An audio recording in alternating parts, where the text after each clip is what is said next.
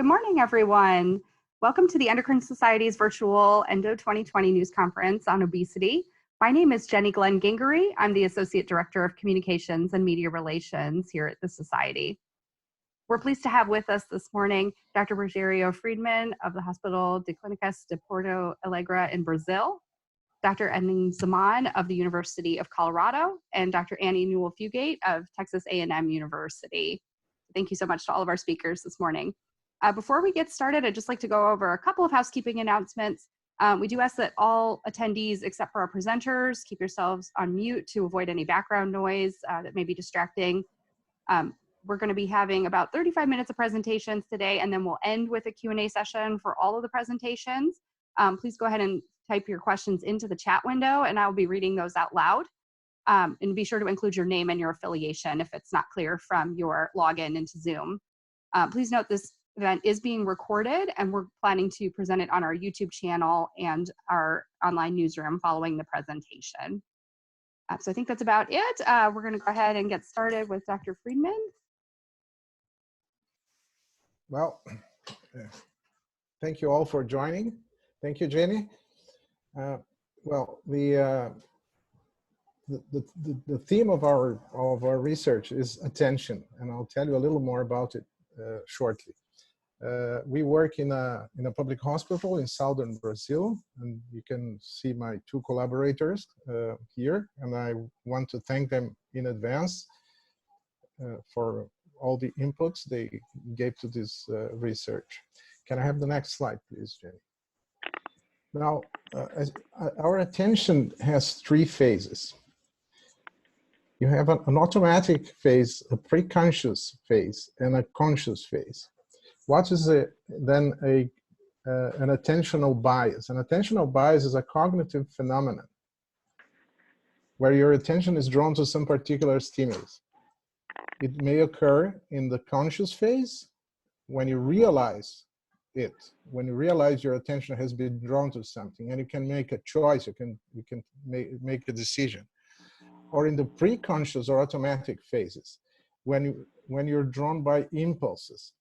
Now, you don't realize your attention is being drawn, and then you act by impulse. An attentional bias to visual food stimuli is one of the cognitive components that seem to contribute to the onset and course of obesity. It has been described in chemical dependence, in alcohol dependence, and also in some settings of obesity. Next slide, please, Jane. Now, for severe obesity, the most effective treatment is bariatric surgery. Now, the patients with the highest degrees of adiposity, so-called super obese, whose body mass index is above 50 kilograms per meter square, seem to lose more weight, but then they seem to regain more weight after bariatric surgery than all the other non-super obese patients, those whose BMI is below 50. This phenomenon may be related to cognitive processes like attentional bias to food, environmental stimuli. Next, please, Jane. Now, our aim was to assess food attentional bias in a samples submitted to Roux-en-Y gastric bypass surgery, and to compare food attentional bias between the subjects who were super obese before surgery and those patients who were not super obese before surgery. Next slide, please. Now, we sequentially selected 59 patients who had been operated on between 2010 and 2016 in our hospital. We evaluated a few clinical, anthropometric, and psychometric data. Impulsivity and binge eating are important in this setting. And then we went on to assess attentional bias with the dot probe method. I'll describe it shortly. And time since surgery was used as a covariate. Next slide, please. Now, this is what you have. This is what the dot probe test is. It is a computerized test. You have a computer screen, and you first you see a cross or a plus sign right in the middle of the screen. Next slide. It is rapidly replaced by a set of two images, one of which is food, and here you can see on the left, the spaghetti plate, and the other on the right has visual elements that resemble that food. Each pair of images is shown for either 100 milliseconds, 500 milliseconds, or 2000 milliseconds. 100 milliseconds evaluate automatic attention. 500 is what we call pre-conscious attention. And 2000 evaluate conscious attention. Can I have the next, please? Now, the pictures disappear after these three time periods and leaving an arrow either under the food image or under the not food object image. The subject has to indicate the direction of the arrow on a keypad. The test is repeated a few times. Now, if the number of correct answers is evenly distributed between food and not food images, the subject does not have attentional bias. If the subject hits the correct answer predominantly for food images, there is an attentional bias. Next slide. Now, the results. Most of our patients are white. We live in South Brazil, where the majority of the population is from European descent.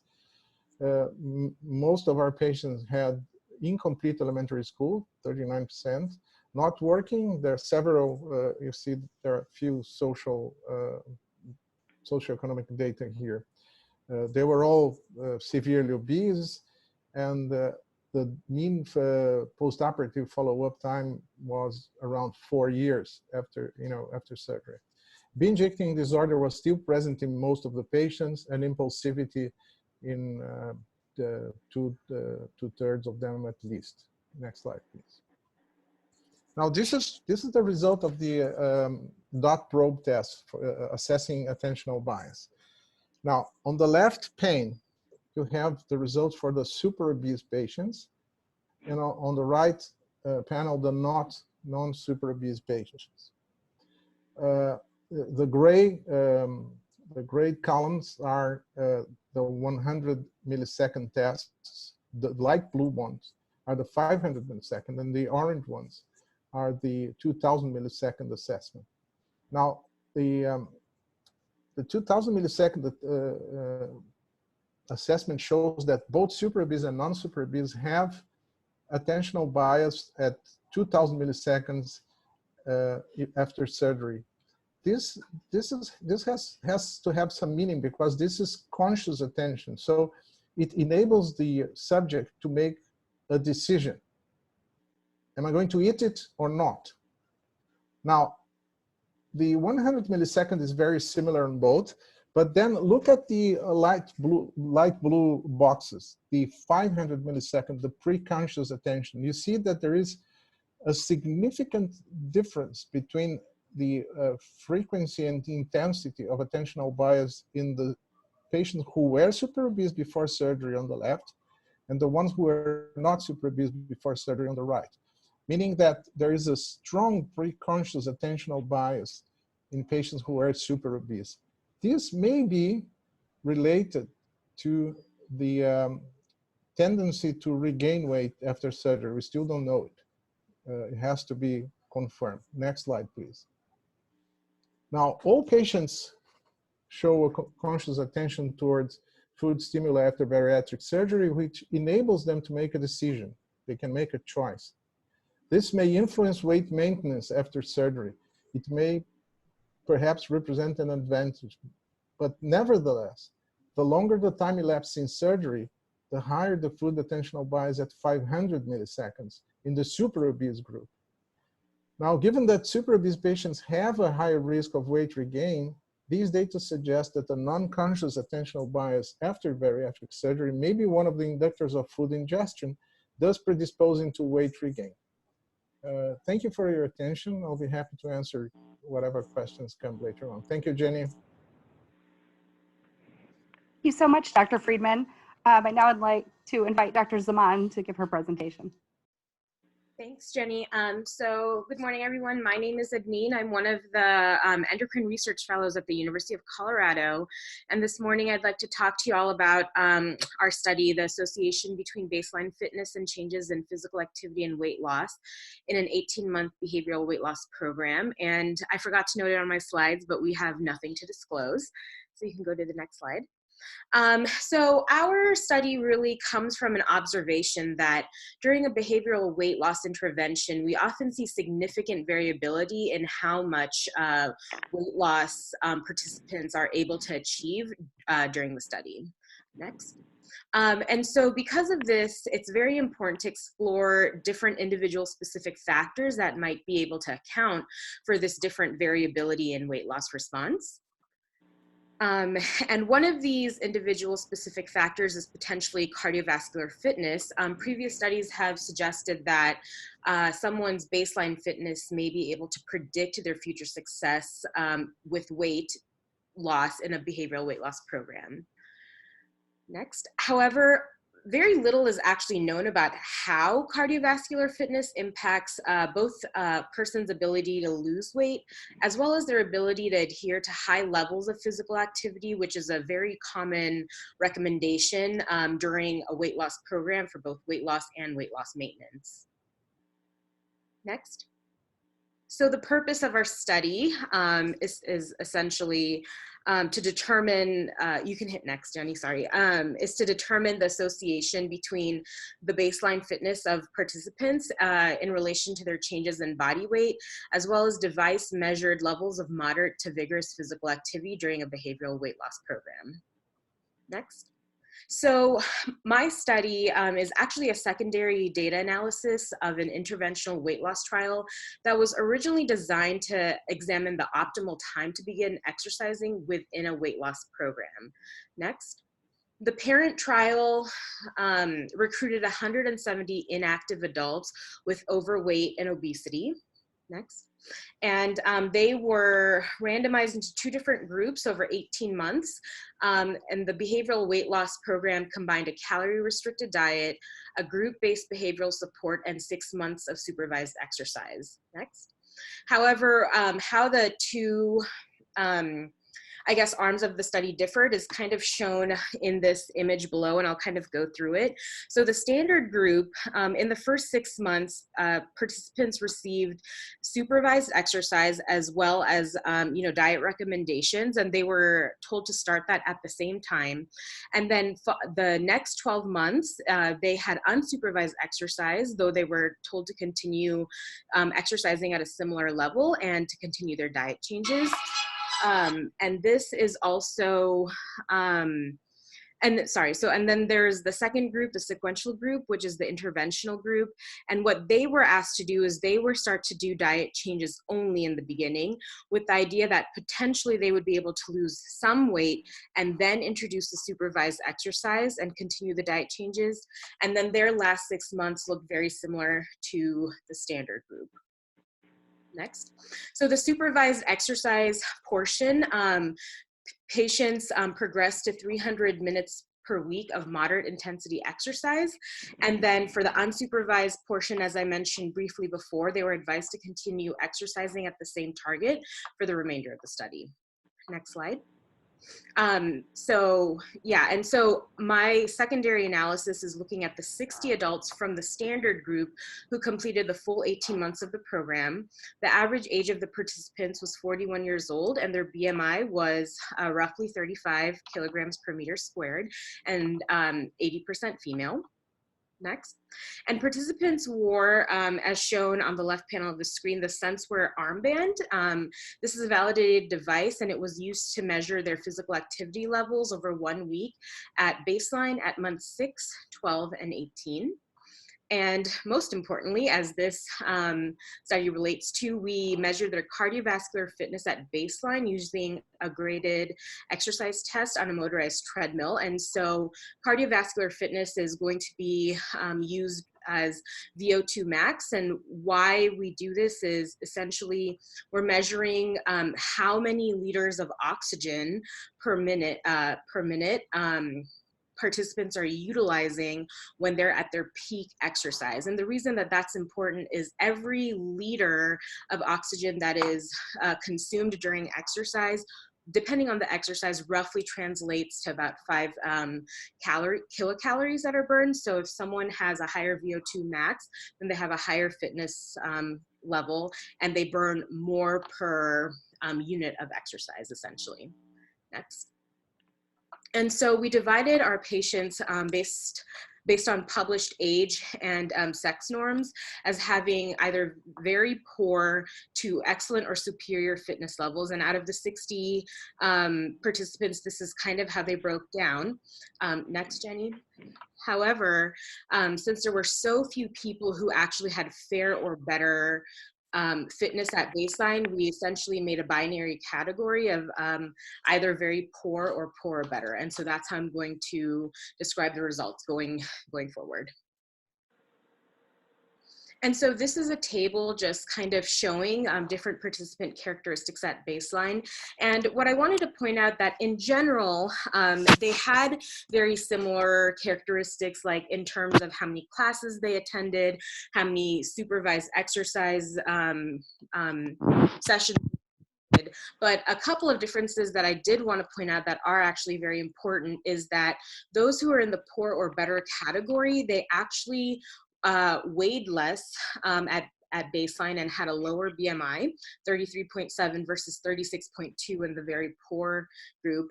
And at baseline, those with poor or better fitness actually had a higher baseline fitness as represented by maximal VO2 in the second to the last row.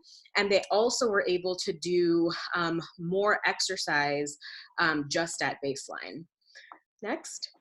So despite these changes, interestingly, during the supervised exercise portion of the study, since these were all coming from the standard group, regardless of what their baseline fitness was, with supervised exercise, everyone lost pretty much exactly the same amount of weight in the first 6 months as represented in the graph on the left. However, during the unsupervised portion, those in the poor or better, which is represented, I guess, in the bluish-gray dotted line, they were able to maintain effectively most of the weight that they had lost. However, during the unsupervised portion, those with very poor baseline fitness, they regained nearly half the weight that they had. On the right, this is also showing their physical activity level and ability. And as I stated in the previous slide, those with poor or better had significantly better ability or amount of exercise that they were doing at baseline. And although both groups kind of followed a similar trend, you see that this remained the case for those with poor or better fitness. So they just always had, I guess, a better ability to do physical activity. Next. So just a brief word on limitations and future directions. So we actually categorize all of our patients based on their relative VO2 max, which is in milliliters per kilograms per minute. And then, as I said, we divided them or categorized them based on published age and sex norms. Next. However, the issue with this is because it takes kilograms into consideration, the differences in baseline weight may have confounded the fitness categorizations of our patients to begin with. Actually, however, just in the last couple of months, Berg et al. Published a very similar study, but it was a retrospective analysis as well, where they were able to scale the VO2 max to body weight to minimize weight as a confounder. And what they did is their fitness categories were divided as the patients having either above or below the population's median VO2 max. And so we thought that this was maybe a more rigorous way to do the analysis. So we plan redoing our analysis going forward and following Berg's example. Next. And of course, the other limitation is that this was a secondary analysis, so our results may be influenced by other factors linked to low fitness that we did not measure. And last slide. But in conclusion, what we did find is that those with poor or better fitness at baseline, they were able to achieve significantly higher mean levels of moderate to vigorous physical activity at 18 months compared to those with very poor fitness. And this is important because it suggests that baseline fitness may be a moderating factor at 18-month weight loss, as those with very poor fitness lost less weight compared to those with poor or better fitness levels. And last, and of course, our main goal is to kind of look and see what individual factors may be moderating these differences in weight loss throughout a behavioral weight loss study. And so this might suggest that people who have very poor fitness at the onset of a behavioral weight loss study, they may require additional exercise support during the study to achieve high levels of physical activity that are recommended both for weight loss and weight loss maintenance. And with that, I thank you, and I can take questions after. Thank you so much, Dr. Zaman. And now I'd like to introduce Dr. Newell Fugate. Thank you, Jenny, for that kind introduction. I want to thank the Endocrine Society for selecting me to participate in this virtual news conference on diet and obesity, and also everyone who's here today for their time and interest in this topic. I'm really thrilled to share some exciting news from my laboratory, the Texas A&M University Comparative Endocrinology Laboratory, on the ability of coconut oil to improve metabolic syndrome features in obese females. Next slide, please. We have no disclosures for this work. Next slide, please. So I wanted to start by giving some background on how metabolic syndrome develops. Any disease or condition, which, next, Jenny, which results in the inability to adequately store fat in the subcutaneous fat depot, such as the conditions shown here, will result in increased amounts of free lipid going into the bloodstream. This lipid can circulate and then be deposited in other tissues aberrantly. Lipid deposition in the liver, for example, causes non-alcoholic fatty liver disease, which interferes with liver function and also increases both liver and systemic inflammation due to immune cell migration. Lipid deposition in both the liver and the skeletal muscle can interfere with the ability of insulin receptors on these two tissues to pull glucose into these tissues. As these tissues, along with fat tissue, are in control of the peripheral insulin sensitivity in the body, dysfunction of cellular insulin receptors on these tissues puts such patients at risk for type 2 diabetes mellitus. Next slide, please, Jenny. So although it is commonly accepted in the obesity field that certain groups of people genetically have healthy obesity, a state in which individuals may be obese but may not develop metabolic syndrome, the ability to uncouple metabolic syndrome from obesity using a dietary approach has not been explored to date. Given the number of patients worldwide who struggle to lose and maintain weight loss, a diet that could uncouple metabolic syndrome from obesity would hold great promise. And we've seen in the other two presentations today that there are many aspects, not just genetic, but also underlying things like baseline fitness and perhaps stimuli that will prevent people from being able to successfully lose weight and maintain it in the long term. And so our research wanted to determine, next image please, whether we could uncouple all of these features of metabolic syndrome from obesity using a diet. And as the symptoms of metabolic syndrome that you see here on this slide are actually what cause the increased risk for morbidity and mortality from obesity, reduction of these, in my opinion, should be the end goal for the management of obesity. And thank you. So we want to reduce those. Next slide, please. So we conducted our research in an animal model of human disease.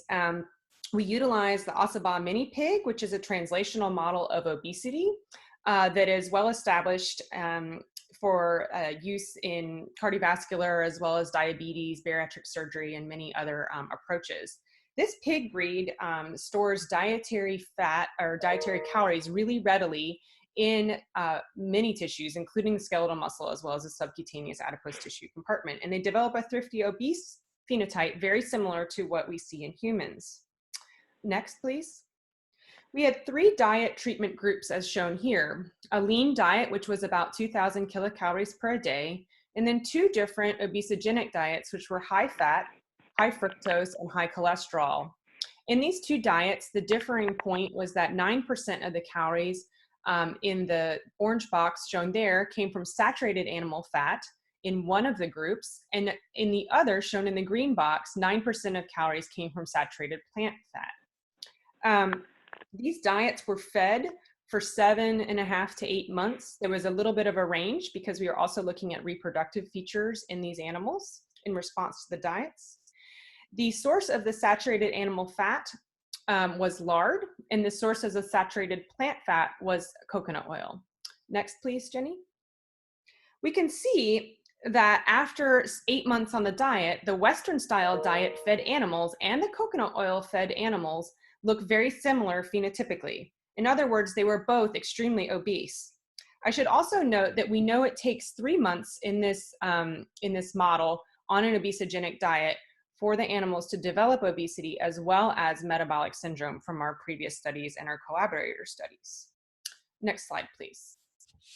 So our first result that we want to share that is very exciting is that coconut oil uncouples insulin resistance from obesity in females. First graph, please, Jenny. We can see here on this graph of weight that the Western style diet animals shown in maroon and the coconut oil animals shown in the light blue bar have very similar weights, and they are about 1.5 times the weight of the control animals. Next graph, please. When we did an intravenous glucose tolerance test in these animals, we gave a bolus at time point 0 to all animals through an intravenous catheter, and we see that the Western style diet animals shown in maroon have a high peak similar to the coconut oil animals at time point 5 minutes post bolus. However, it takes much longer for their glucose to come down to baseline after the bolus. In contrast, the coconut oil animals, is shown in the light blue, come down at a much more rapid rate, and by 30 minutes post glucose bolus, they are actually mirroring the control animals line as far as glucose levels in circulation. Next graph, please. Even more surprising and exciting is that the amount of insulin that is secreted to pull that glucose into the cells in this same intravenous glucose tolerance test is similar between coconut oil and control animals. Whereas in the Western style diet animals, we see a large secretion of insulin is needed to pull glucose into cells. This indicates that the coconut oil animals are in fact, despite being obese, quite insulin sensitive. Next slide, please. We also found that coconut oil improves indicators of cardiovascular health in obese females. On this first graph, looking at the change in triglycerides in response to diet over those 8 months, we see that although triglycerides do increase in the coconut oil animals shown in the blue bar, they are mitigated from what the increase is that occurs in the Western style diet treatment group. When we look at LDL, which is the bad cholesterol, we see that both obese groups do have a similar increase in LDL. However, when we look at HDL, next, Jenny, and we see an increase in HDL in both groups. However, although it is not significantly different, the coconut oil animals do have a rise in HDL, or the good cholesterol, compared to the Western style diet animals. So when we look at a parameter that is utilized to predict coronary artery disease, heart attack risk, total cholesterol to HDL ratio, we see that the coconut oil animals ride in between the control and the Western style diet animals. And this is potentially attributed to the fact that the increase in triglycerides is mitigated most substantially in this group, as well as a mild improved increase in HDL, or the good cholesterol. And it should be noted that on this slide, the Western style diet animals fall in an increased risk based on their ratio and the current parameters in the human literature, whereas the other two diets fall into either an average, or in the case of the control, a below average risk for heart attack. Next slide, please. So in conclusion, the findings that we've shared with you today demonstrate that we can uncouple the following metabolic syndrome features from obesity: low HDL, high triglycerides, and high blood glucose. With respect to increased abdominal fat, I did not have time to share additional data with you, but we do have some promising histologic data that indicates that this dietary ingredient may also affect abdominal fat stores. To date, we have not measured blood pressure in these animals in this particular study, but we are aiming to do so in the future. Next slide, please. So I want to thank all of my co-authors. This work is a tremendous amount of work and undertaking because of the animal model. And I also want to thank the NIH Office of the Director for their funding for this work. And I'd be happy to take any questions in the group panel. Thank you. Thank you so much, Dr. Newell-Fugate. We're now going to go ahead and take questions. If you could please type your questions into the chat window and make sure your institution and your name is identified, that would be great. Dr. Zaman, I have a question for you from Regina Schaefer at Endocrine Today. She's asking, can you discuss why it is poor baseline physical fitness that might hinder weight loss? Yeah, it really has to do with how much energy expenditure someone is able to have, like while they're doing exercise and just in general moving day to day.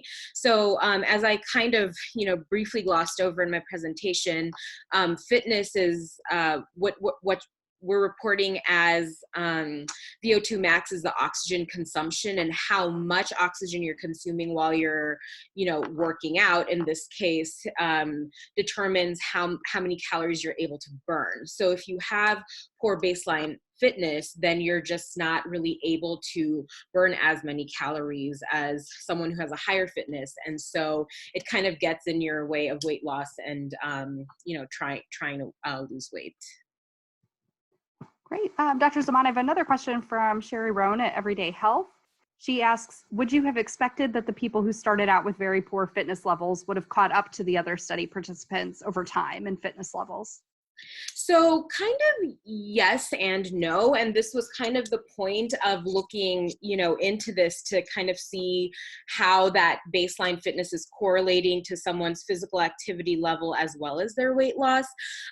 So that's kind of the no part of it. The yes part of it kind of goes to the fact that now this is really indicating that someone who has very poor fitness at baseline probably needs a little bit more help to try to be able to reach a similar, fitness level. And so that can be done by more supervision and doing things like high intensity training kind of beforehand to improve fitness, if that makes sense.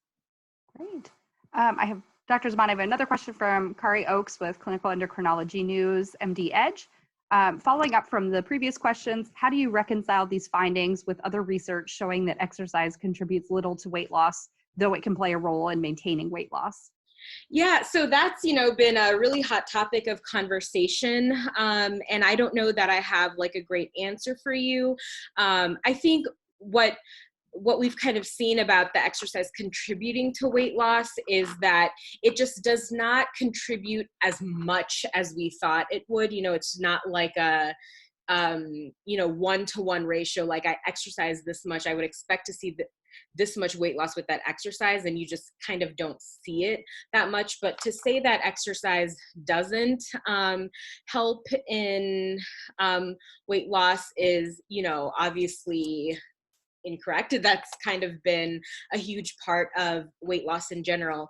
And kind of, if you can think back to the graph that I showed you about the initial weight loss, one thing that I did want to point out is that those people were doing both diet and exercise at the same time. So I think in this study, since it's a secondary analysis, it's not like we were able to tease out exactly how much came from exercise and how much from diet. So I kind of hope that answers your question.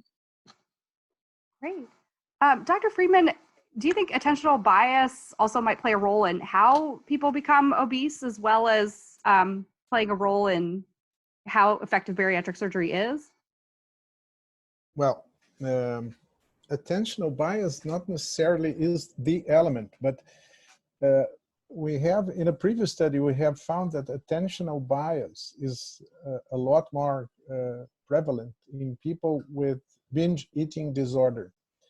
So attentional bias may be actually an indicator of an underlying eating disorder or a disadvantageous eating behavior. So what has to be done now is we intend to test a hypothesis that attentional bias can be modified. You can intervene with a series of well, basically it's a modified dot probe test that tries to modify the attentional bias, and we are going to see if it can be modified, and by modifying it, we want to see if it changes eating behavior. So this is where we stand now. It's a finding that is common to both obesity and other disorders like alcohol, like drugs. It hasn't been tried before to try to change it, but we are moving in that direction now. Great, thank you. Dr. Newell Fugate, I have a question for you from Miriam Tucker at Medscape. She asks, in the past, saturated fat was considered bad fat. Why was that, and what do we know differently now? So I think I neglected to mention this in my slides, but thank you for the opportunity to touch on this. So not all saturated fat is the same. The saturated fat that's considered bad, or what we generally have heard about, refers to long chain saturated fatty acids in a variety of things, mostly derived from animal fat. So one question I had previously is, why did we use lard? Well, I used lard because it's palatable to the animals, but I could have easily also used butter fat, which is also animal fat, which is long chain saturated fatty acids. And long chain saturated fatty acids are difficult for the body to break down, and they get stored as fat readily.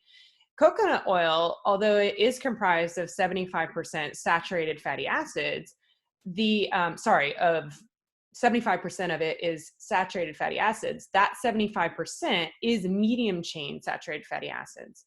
And the way your body metabolizes those is quite different. They are actually readily available for energy right from the get-go through the liver and absorption from the gastrointestinal tract. And in fact, Abbott Labs and some of these groups that make parenteral nutrition utilize medium chain saturated fatty acids in their nutritional components because they are known to be anti-inflammatory, so they can go into the intravenous circulation without causing problem in debilitated patients, and they are readily available as an energy source to debilitated patients also. Thank you. Dr. Zaman, I have a question for you from Sherry Rohn at Everyday Health. Can you elaborate on what strategies might be proposed based on your findings for people with the poorest fitness levels who want to lose weight? Yeah, and I briefly touched on this earlier during my answer as well. And it really just goes back to having more supervised exercise sessions, and then also doing the sorts of exercises that can improve baseline fitness. So that would be like high intensity interval training, HIIT, etc. And if you can think back also to my slide that I showed about MVPA, what you did see in those first 6 months is that both groups actually did have an improvement in their physical activity level.